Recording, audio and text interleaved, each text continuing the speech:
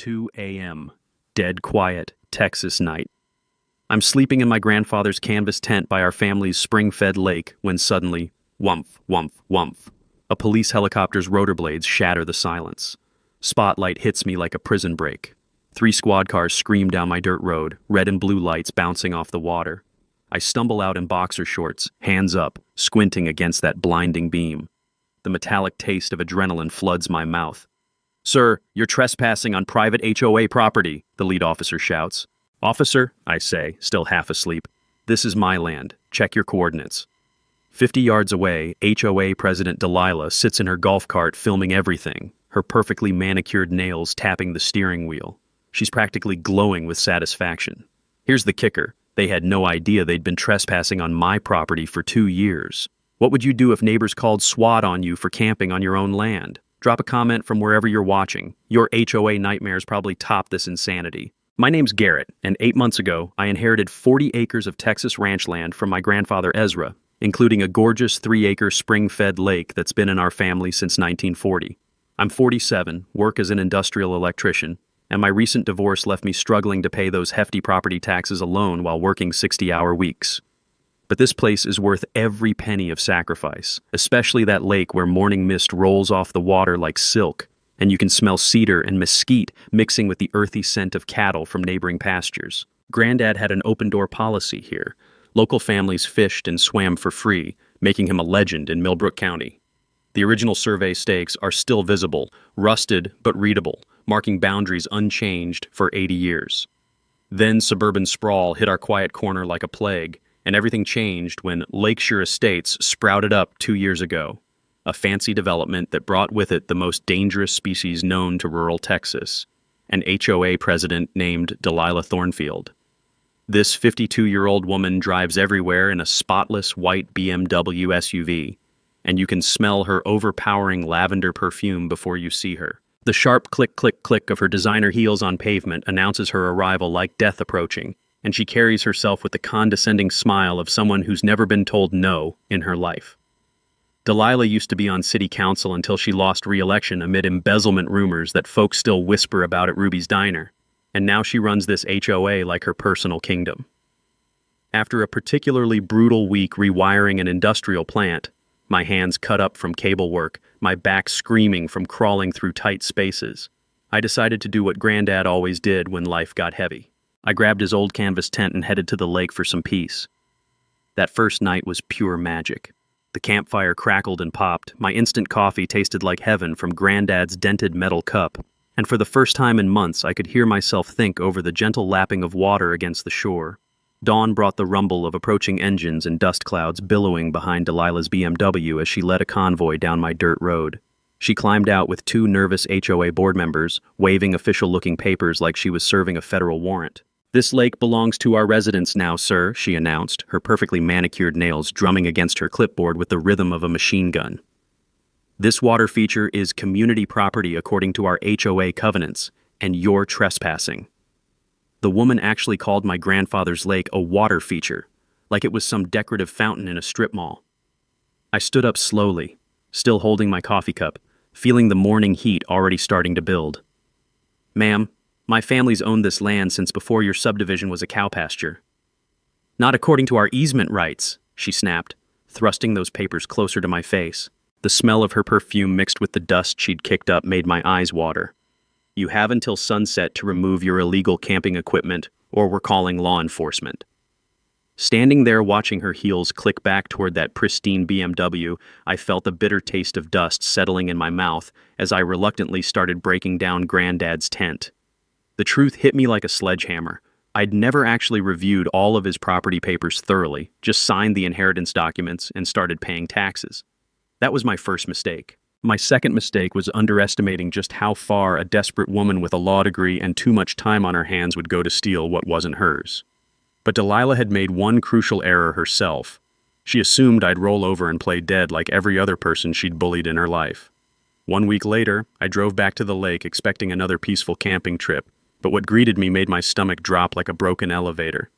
An 8-foot chain-link fence stretched across my lake access, gleaming in the afternoon sun like a steel middle finger pointed directly at my family's legacy. Security cameras perched on fresh concrete posts like mechanical vultures, and bright yellow signs screamed, "No trespassing, Lake Shear Estates property," in letters bold enough to read from space.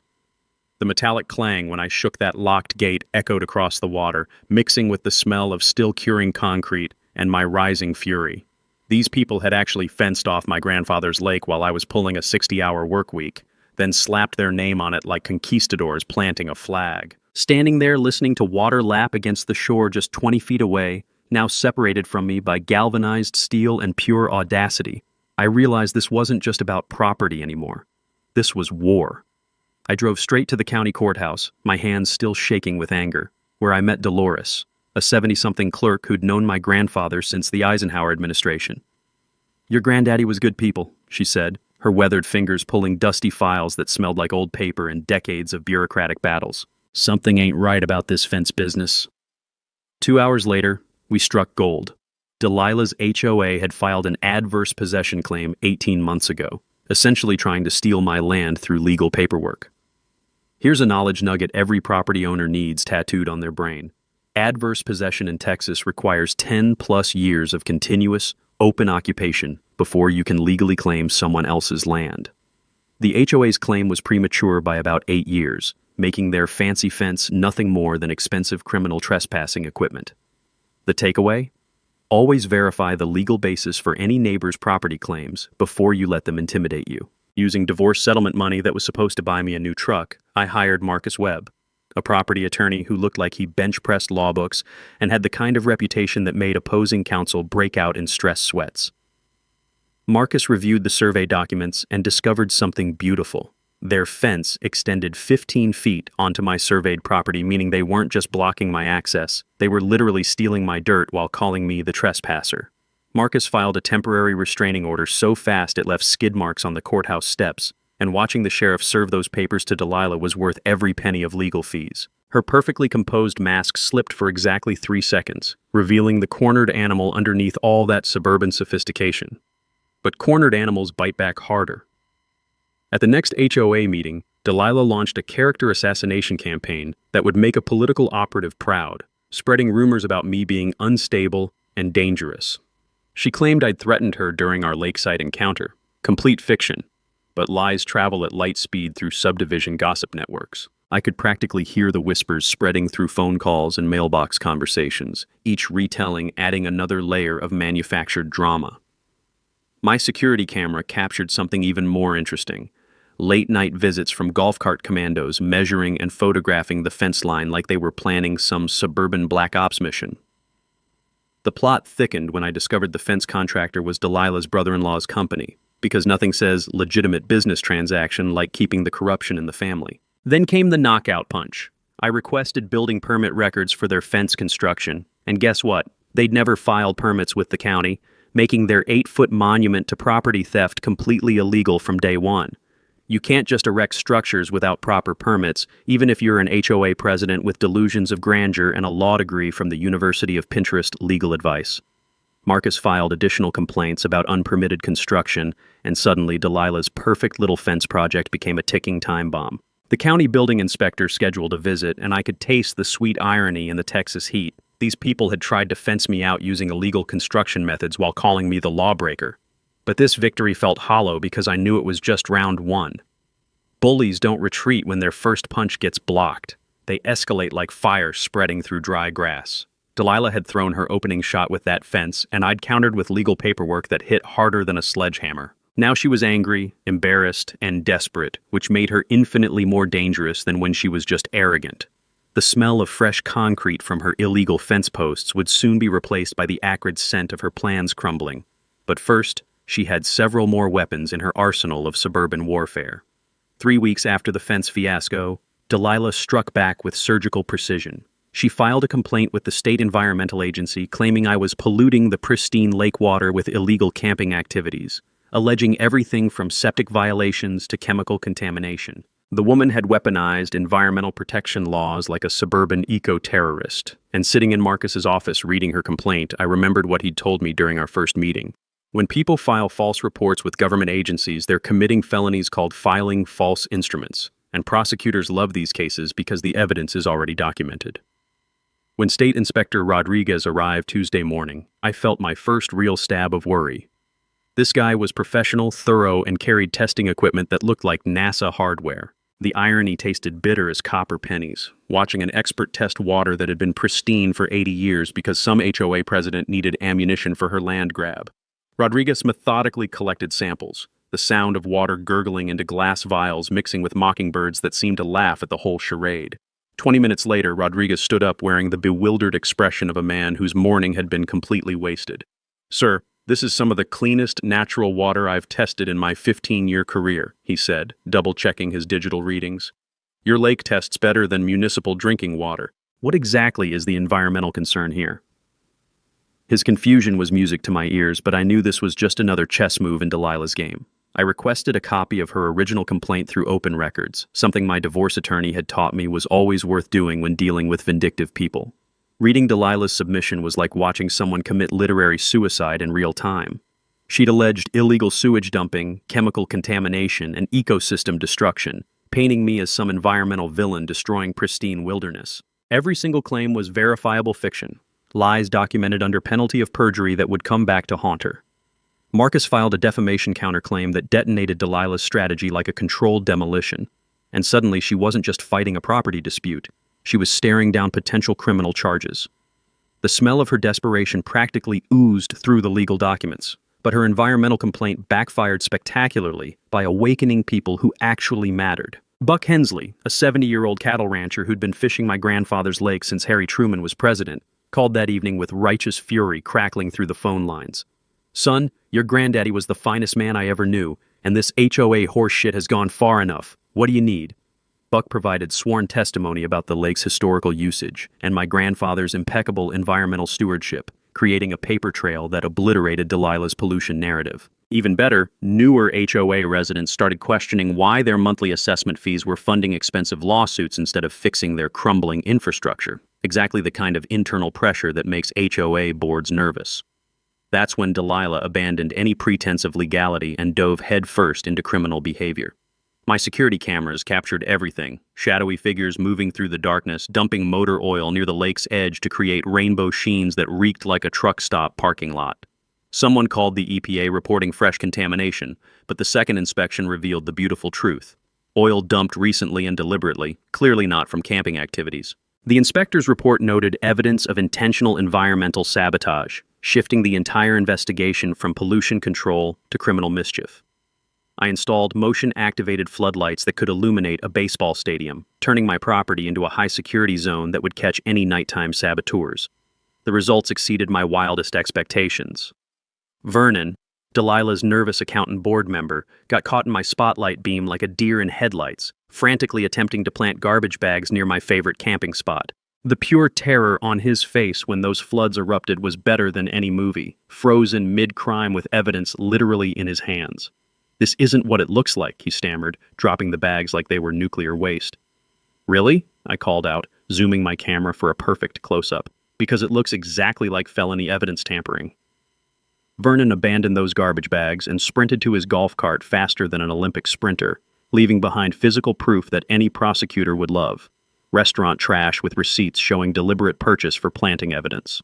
The pattern had crystallized into something undeniable. Every time I countered Delilah's moves with documented facts and legal pressure, she escalated to increasingly desperate and blatantly criminal tactics. What began as a civil property dispute had metastasized into a full-blown criminal conspiracy involving false government reports, environmental sabotage, and evidence tampering. The acrid smell of motor oil contaminating pristine water had been replaced by something far more toxic, the stench of Delilah's entire strategy decomposing from within.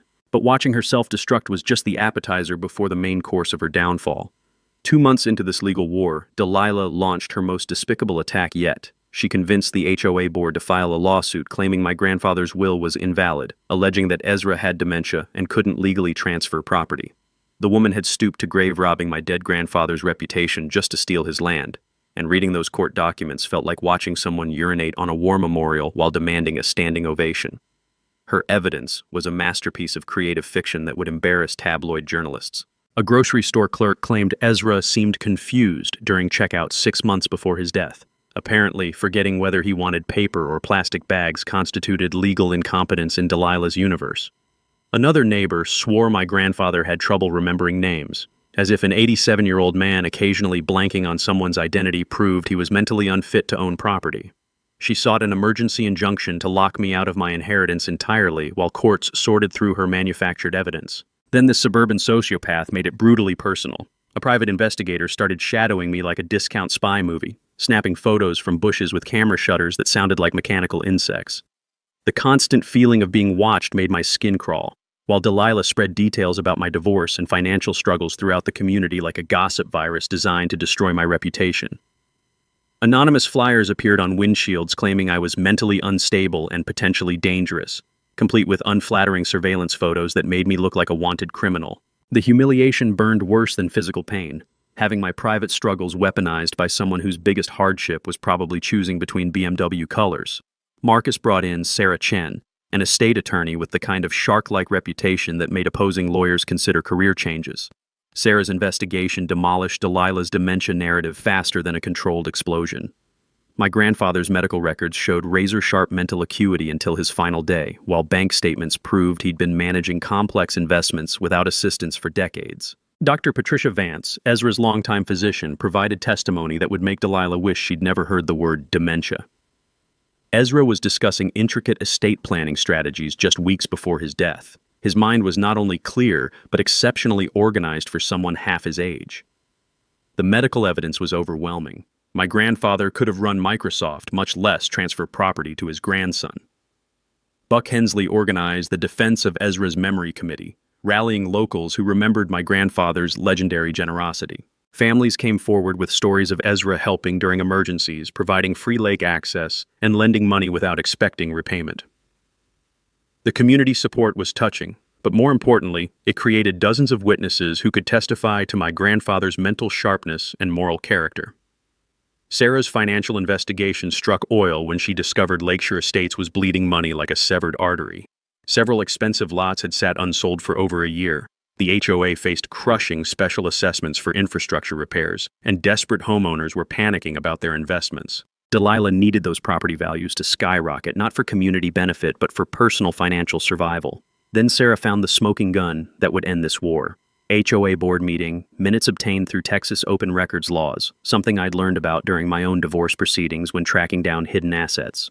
These minutes contained explicit discussions about acquiring lake property through sustained legal pressure and strategies for forcing me into bankruptcy through attorney fees. One quote made my blood pressure spike like a broken gauge. "If we can pressure him into financial ruin, we could acquire the lake for pennies on the dollar and increase property values by 20%. They documented their conspiracy to destroy me financially, creating a prosecutor's dream case with their own meeting minutes as evidence. The deeper Sarah dug, the more rotten the foundation became. Delilah owed $180,000 in back taxes and judgments, with her house already in foreclosure proceedings. She desperately needed HOA property values to explode just to avoid personal bankruptcy, making this entire campaign about saving her own financial skin rather than community development. But Delilah had committed one fatal error that would ultimately destroy her entire operation. She'd failed to disclose her massive financial conflicts to the other board members. During my divorce, my attorney had explained how fiduciary duty works. When you're entrusted with other people's money or decisions, you must disclose any personal interests that might influence your judgment. Undisclosed conflicts of interest can void board decisions and expose officers to personal liability that their insurance won't cover. Armed with documented proof of conspiracy, financial fraud, and breach of fiduciary duty, I finally had the nuclear weapons needed to end this suburban Cold War. The taste of impending victory was sweeter than my grandfather's famous morning coffee, but watching Delilah's empire crumble would be even more satisfying. She still had one more desperate move left before her house of lies collapsed completely, and knowing her track record, it would be spectacular. 3 months into this legal nightmare, while organizing my grandfather's papers for Sarah's estate defense, I stumbled across a discovery that would detonate Delilah's entire world. Hidden in a secret compartment of Ezra's old roll-top desk, the kind of hiding spot that whispered, "Family secrets live here," I found documents that flipped this war completely upside down. The musty smell of decades-old paper mixed with my grandfather's lingering Old Spice cologne as I carefully unfolded maps and deeds that crackled like kindling. their edges yellowed with age, but their legal significance diamond sharp.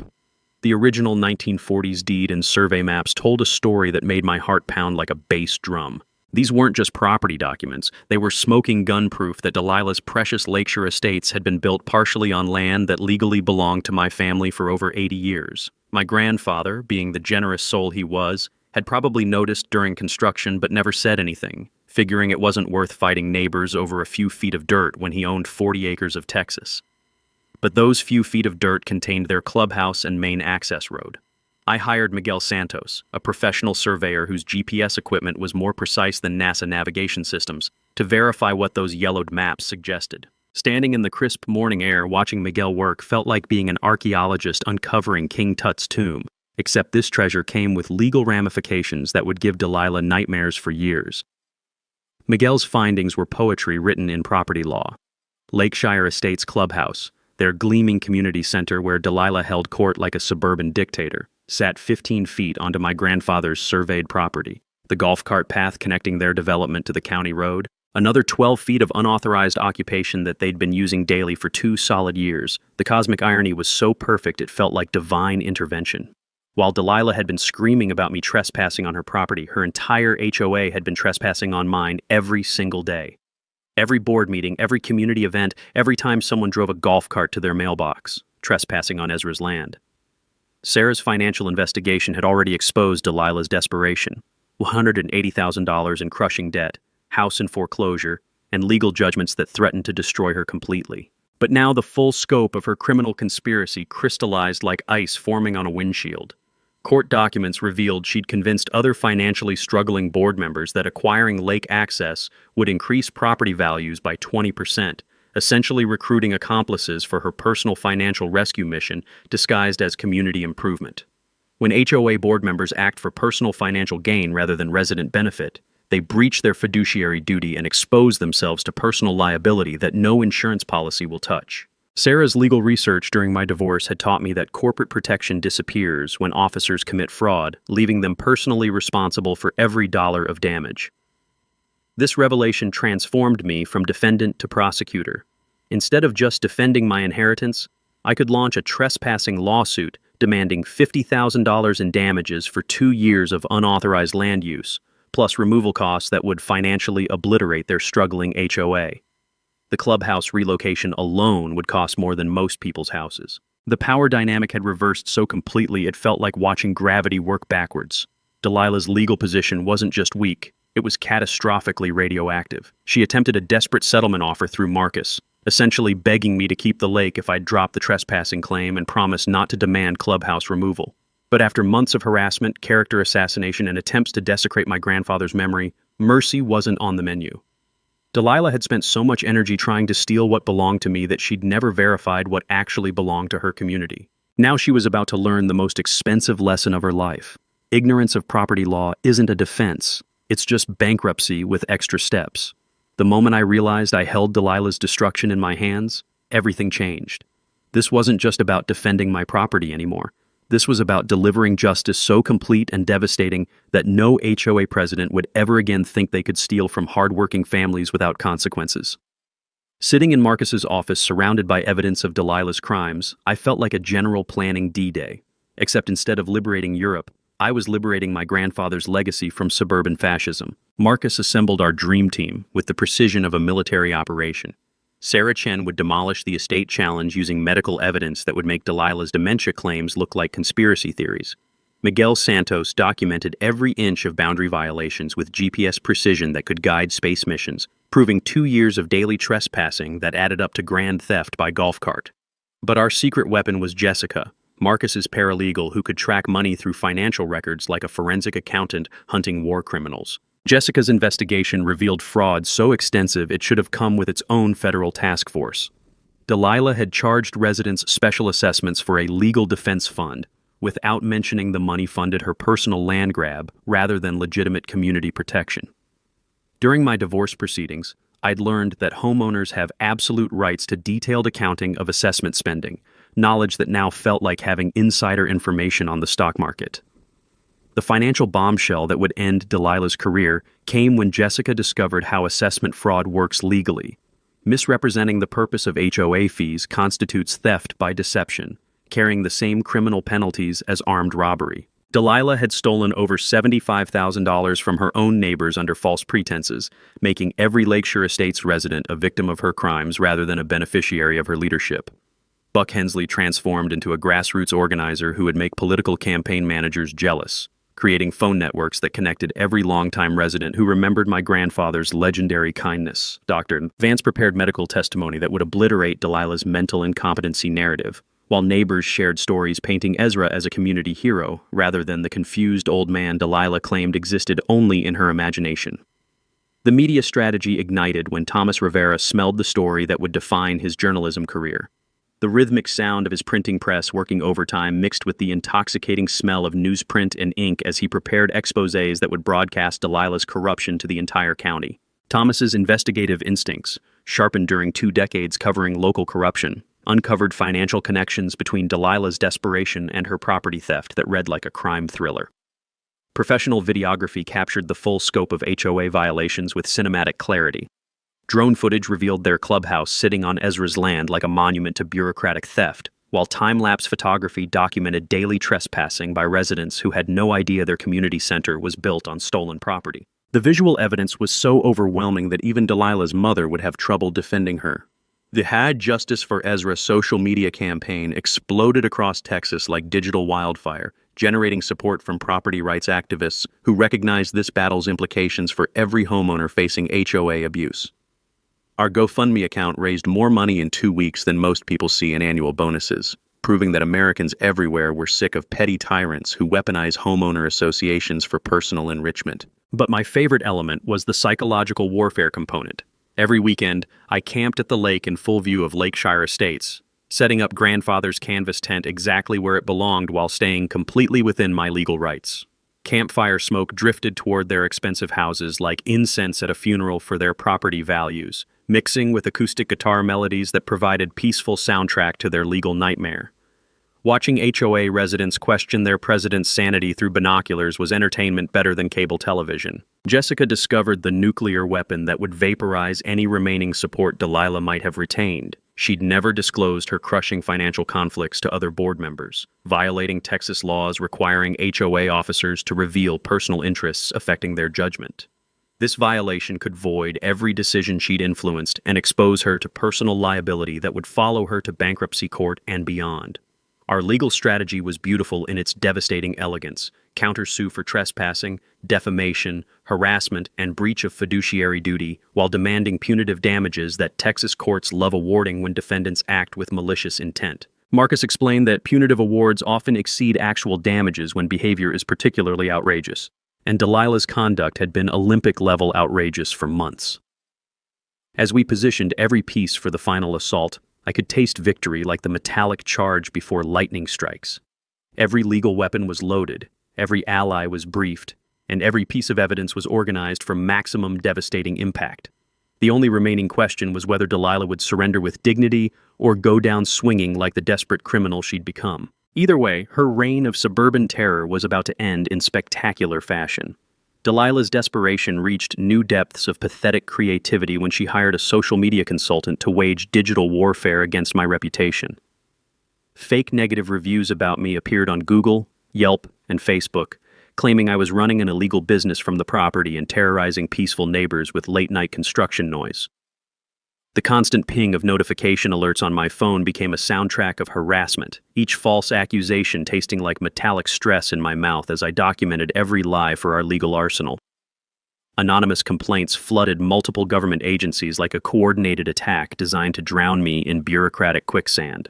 The fire marshal received reports of dangerous campfire activities, animal control got calls about aggressive wildlife feeding, and the health department investigated potential contamination of groundwater supplies. Each false report required time off work to meet with investigators, costing me wages, while Delilah's vindictive campaign tried to destroy my livelihood through administrative torture. Then she staged what could only be described as the worst performance since high school theater. Delilah called 911, claiming I'd threatened her during a terrifying encounter near the lake, complete with dramatic descriptions of aggressive behavior that would have impressed soap opera directors. Paramedics and police responded to find a perfectly healthy woman with normal vital signs and a story that changed every time she told it. "Ma'am, your blood pressure is completely normal," the paramedic said, checking his equipment twice. "What exactly happened here that constituted a medical emergency?" He looked at me menacingly," Delilah stammered, apparently having exhausted her creative reservoir for fictional threats. The responding officer's report noted no evidence of any disturbance or threat, but the false emergency call wasted taxpayer resources and added another documented lie to our growing collection of Delilah's criminal behavior. I was learning that desperate people don't just make bad decisions.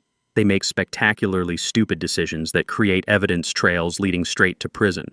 While Delilah played amateur actress, I quietly upgraded my security system to capture everything in high-definition detail. Additional cameras with audio recording capabilities turned my property into a surveillance fortress that would document any future sabotage attempts or false flag operations. Every false complaint and its subsequent dismissal by authorities created another piece of evidence showing a clear pattern of harassment designed to intimidate me into abandoning my legal rights. The harassment escalated when Vernon approached me privately with a cash offer that reeked of desperation and criminal intent. "Look, we'll pay you $25,000 to drop the lawsuit and walk away," he whispered, glancing around nervously like a drug dealer making a street corner transaction. What Vernon didn't know was that my security cameras were recording everything, including his clumsy attempt to secretly record our conversation using his smartphone. "Sir, are you trying to obstruct justice on camera?" I asked, making sure my voice carried clearly to the recording equipment. Vernon's face went whiter than fresh snow as he realized he'd just committed a felony while being recorded committing another felony.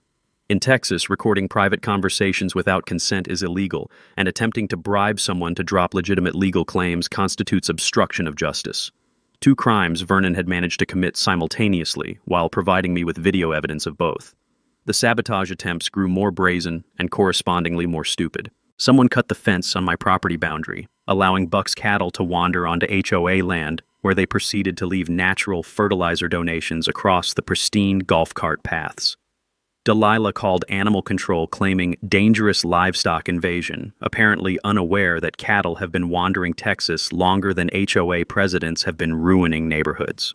Buck identified the cattle as his own and confirmed they'd been deliberately released by cutting fence wires, criminal mischief that carried serious penalties when combined with the false animal control report. The smell of fresh manure mixing with Delilah's expensive perfume when she arrived to document the crisis was poetry written in bovine excrement. The media manipulation reached new levels of desperation when Delilah contacted local TV news with staged photographs of property damage allegedly caused by my camping activities. She claimed I was terrorizing a peaceful neighborhood with environmental destruction that existed only in her imagination and creative photo editing software. Thomas Rivera fact-checked her story with the thoroughness of an investigative journalist exposing political corruption, contacting every source and verifying every claim. When the TV station interviewed Buck and Dr. Vance for Balance, the narrative shifted so dramatically that Delilah's credibility evaporated like morning dew under Texas sun. Meanwhile, the HOA filed a motion claiming my lawsuit was frivolous while seeking sanctions and attorney fees, the legal equivalent of a bank robber calling the police to report theft. Sarah responded with a brief that methodically documented every piece of evidence supporting our claims, contrasting our factual foundation with Delilah's house of lies. Courts don't appreciate litigants who cry frivolous lawsuit while simultaneously engaging in actual frivolous conduct. And Sarah's response brief read like a prosecutor's opening statement in a criminal trial.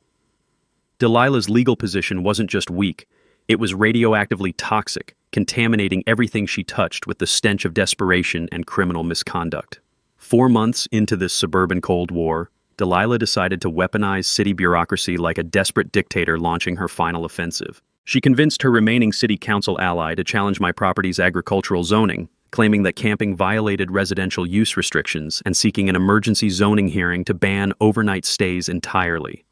Multiple city departments suddenly discovered permit violations that had never existed before, like government agencies coordinating a siege designed to crush me through regulatory harassment. The bureaucratic blitzkrieg was impressive in its scope and pathetic in its transparency. A building inspector arrived claiming anonymous complaints about unpermitted structures, scrutinizing my grandfather's 80-year-old cabin like it was a nuclear facility. The fire marshal questioned campfire safety protocols with the seriousness of someone investigating arson, while the health department launched investigations into potential contamination of a water source that had tested cleaner than most municipal supplies. The sound of clipboards flipping and official stamps hitting paperwork created a rhythm of intimidation that would have impressed Soviet bureaucrats. But every inspection ended the same way: no violations found, no legitimate concerns identified, and another documented example of government harassment orchestrated by Delilah's vindictive campaign. I welcomed every inspection with the enthusiasm of someone whose property could pass military standards, documenting each official's statements confirming no violations existed. Every clean inspection report became ammunition for our harassment case, and I was learning that public officials' statements during investigations are discoverable in court proceedings, knowledge that would soon become very expensive for Delilah. The pressure campaign expanded to target my livelihood when anonymous letters arrived at my employer claiming I was unstable and potentially dangerous, attempting to destroy my electrical contractor job through character assassination. The letters included surveillance photos and detailed descriptions of my erratic behavior that read like fiction written by someone who'd never met me. My supervisor, Ray, a 30-year veteran who'd seen every variety of workplace drama, called me into his office with the kind of expression that usually preceded pink slips. But instead of firing me, Ray documented the harassment attempts and confirmed that employers can't discipline workers for exercising legal property rights, an employment law principle that would add wrongful termination to Delilah's potential liability exposure. The community fracture reached critical mass when HOA residents split into warring factions that made family holiday dinners look peaceful by comparison. Delilah called a special meeting to discuss mounting legal costs, but instead of rallying support, she accidentally revealed the financial disaster her vendetta had created. Legal fees already exceeded $75,000 with no end in sight, and residents faced additional special assessments that would make mortgage payments look affordable. "We moved here for peace and quiet, not expensive lawsuits that benefit nobody," complained one resident whose property taxes were already stretching their retirement budget. "Sometimes you have to fight for property values," Delilah snapped back, apparently unaware that her fight was destroying the very values she claimed to protect. The meeting devolved into open rebellion as residents realized their monthly assessments had funded a personal vendetta disguised as community protection. Several families announced plans to sell and move rather than continue subsidizing Delilah's legal war, creating the exact property value decline she'd supposedly been preventing. Court-ordered depositions revealed the full scope of Delilah's financial desperation, like surgery exposing terminal cancer. She'd borrowed against her house to invest in speculative land development adjacent to the lake, gambling borrowed money on schemes that required stealing my property to become profitable. Her testimony read like a case study in how not to invest in real estate. No due diligence, no proper surveys, and no backup plan when the primary strategy involved theft. The district attorney's office opened a criminal investigation after reviewing the pattern of false reports, staged emergencies, and evidence tampering that had characterized Delilah's campaign. A sheriff's detective interviewed witnesses about the fake medical emergency, the motor oil dumping, and Vernon's attempted bribery, building a criminal case that would follow Delilah long after the civil litigation ended. The sound of handcuffs clinking and police report forms rustling became background music to Delilah's crumbling empire as prosecutors prepared charges for filing false instruments, obstruction of justice, and conspiracy to commit fraud. The HOA's insurance carrier recommended immediate settlement after reviewing the liability exposure that exceeded their policy limits by several multiples. Insurance companies are businesses that don't cover intentional misconduct by officers, and Delilah's behavior had voided coverage faster than a drunk driver cancels auto insurance. "We don't insure criminal conspiracies," the insurance adjuster explained to the board. "Your president's actions have exposed every homeowner to personal liability that could cost more than your houses are worth." The settlement pressure intensified when remaining board members realized they faced personal bankruptcy defending Delilah's crimes, but she refused to accept reality, even as her world collapsed around her like a house built on quicksand. Her final desperate measures would soon make everything that came before look like practice rounds for the main event that would end her reign of suburban terror permanently. The county commissioners' court meeting on a sweltering Tuesday morning in July would become the stuff of local legend, packed tighter than a concert venue with residents, media, and rubberneckers drawn by the promise of suburban justice finally being served. The agenda listed our dispute as a simple resolution of property dispute, but everyone in that courthouse knew they were about to witness the public execution of Delilah's reign of terror. Fluorescent lights hummed overhead while wooden chairs squeaked under the weight of anticipation thick enough to cut with a chainsaw. Local TV news cameras positioned themselves for maximum drama, their operators sensing that this small-town property dispute had all the elements of a viral sensation: corruption, conspiracy, and comeuppance delivered with Texas-sized justice. Thomas Rivera live-streamed the proceedings for his newspaper website, drawing viewers from across the state who'd followed the #JusticeForEzra campaign like a real-life David versus Goliath story. Buck led our delegation of longtime residents into the courthouse like a general marshaling troops for the final battle, their weathered faces showing the kind of determination that built Texas in the first place. Dr. Vance carried my grandfather's medical records in a folder thick enough to stop bullets, while Miguel had survey maps and GPS data that would demolish any remaining questions about property boundaries. I kept my presentation simple and factual, letting the evidence speak louder than any emotional appeals could manage. The timeline of harassment displayed on projection screens told a story of escalating criminal behavior that would have impressed organized crime prosecutors. Survey maps showed HOA trespassing so blatant it looked like intentional theft rather than honest mistakes. Commissioners, I'm not asking for anything except what's legally mine and what my grandfather intended when he left me this land, I said, my voice carrying across the packed courtroom. Every document, every inspection report, and every witness statement proves the same thing. This HOA has been trespassing on my property while calling me the criminal. Delilah's turn at the podium resembled a masterclass in how desperation destroys credibility.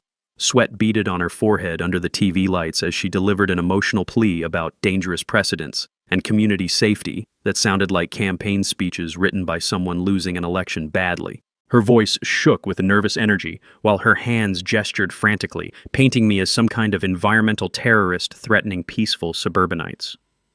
This man represents everything wrong with selfish individualism destroying planned communities, she declared, apparently unaware that her own criminal behavior had already destroyed any community she claimed to protect.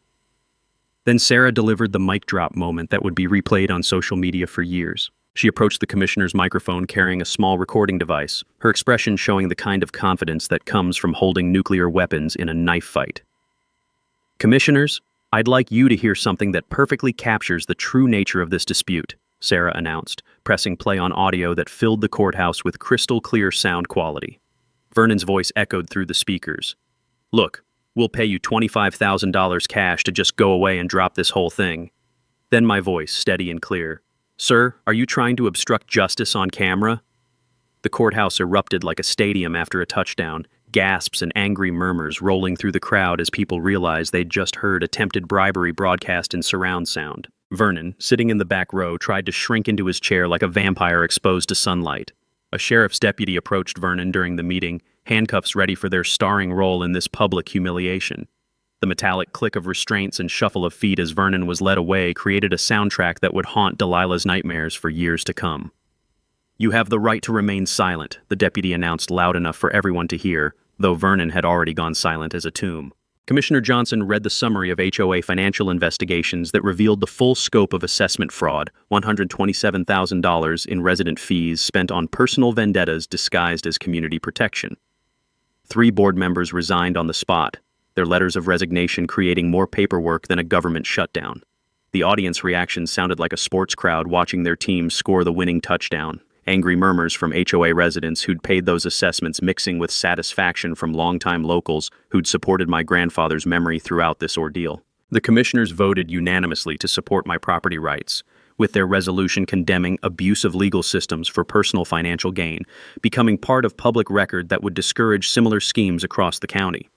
The county attorney announced criminal investigations of remaining board members, turning what started as a civil property dispute into a criminal conspiracy prosecution. Thomas Rivera's live blog post documenting the meeting went viral within hours. #JusticeForEzra trending across Texas as people shared stories of their own HOA nightmares and celebrated seeing corruption finally face consequences. When TV reporters asked how I felt about vindication, my answer was simple. I just wanted to honor my grandfather's memory and enjoy the land he left me. Sometimes you have to fight for what's right, even when the system seems stacked against you. Delilah's attempt at reconciliation afterward rang hollow as a broken bell. 6 months later, the legal dust had settled like morning mist clearing from my grandfather's lake, revealing a landscape transformed by justice so complete it felt like Ezra himself had orchestrated every detail from beyond the grave. The court awarded me $89,000 in damages plus attorney fees, money that tasted sweeter than victory because it came from the woman who'd tried to steal my inheritance while calling me the criminal.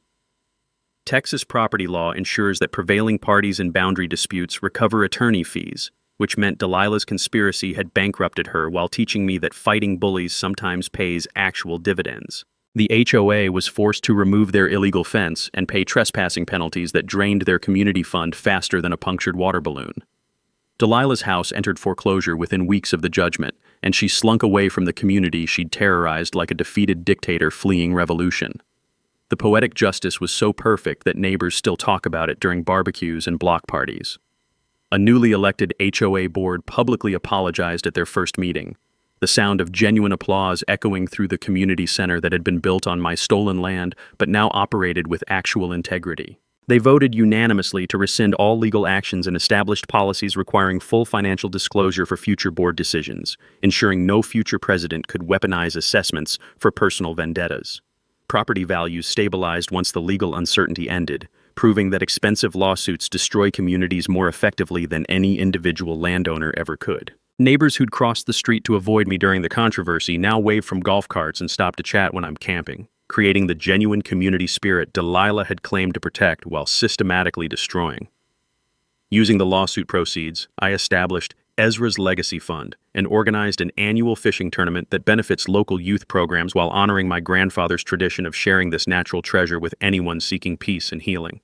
Buck serves as volunteer coordinator, teaching children to cast lines in the same water where Delilah once staged fake emergencies, turning a battlefield into a classroom for environmental stewardship and community values. The tournament provides free fishing lessons for underprivileged kids, outdoor survival skills, and most importantly, examples of how communities heal when good people refuse to let corruption win. Watching children laugh while learning to bait hooks where helicopters once circled feels like victory measured in generations rather than legal judgments. My weekend camping routine has become a source of strength rather than controversy. The peaceful ritual of morning coffee by water's edge mixing with bacon cooking over campfire and fish jumping in water cleaner than most municipal supplies. The canvas tent that once triggered SWAT raids now represents something more powerful, the fundamental right to enjoy your property without bureaucratic harassment. Thomas Rivera's reporting won a state journalism award for exposing HOA corruption, while our case became required reading in Texas law schools teaching property rights advocacy. Multiple similar lawsuits have used Marcus's legal strategies, creating precedents that protect homeowners from future HOA abuse, while establishing that residential associations aren't above the law they claim to enforce. The financial recovery allowed me to pay off divorce debt and fund lake improvements that honor my grandfather's environmental legacy. A small dock and picnic area welcome visitors just like Ezra intended, while native plant restoration projects protect the spring-fed ecosystem for future generations. The lake has been designated a wildlife sanctuary in my grandfather's honor, ensuring this natural treasure remains protected from development schemes that threaten rural Texas. Educational programs bring school groups who learn about water conservation and environmental stewardship, creating awareness that extends far beyond property boundaries into the hearts of children who grow up understanding that some things are worth fighting to protect. Looking ahead, I'm helping my neighbor Jake fight his own HOA battle over a workshop they're trying to demolish. Wait until you hear what happens when entitled board members mess with a retired Marine who builds custom motorcycles for disabled veterans. If you've survived your own HOA nightmare, share your story in the comments below. I read every single one because we're building a community where neighbors help neighbors instead of filing lawsuits against them. Your story might be featured in a future episode, so don't hold back on the details. Make sure to subscribe to HOA Stories and smash that notification bell for more David versus Goliath battles where the little guy actually wins. Remember the most important lesson from this whole mess. Know your property boundaries, document everything, and never let bullies intimidate you into surrendering what's rightfully yours. My grandfather would be proud that his land still brings people together, creating the kind of community he always envisioned. Thank you for tuning in to HOA Stories, where neighbors stand up against HOA Karens and karma comes a-knocking. If you like this story, hit that like button, share your thoughts below, and subscribe for more HOA tales and real-life neighborhood drama each week.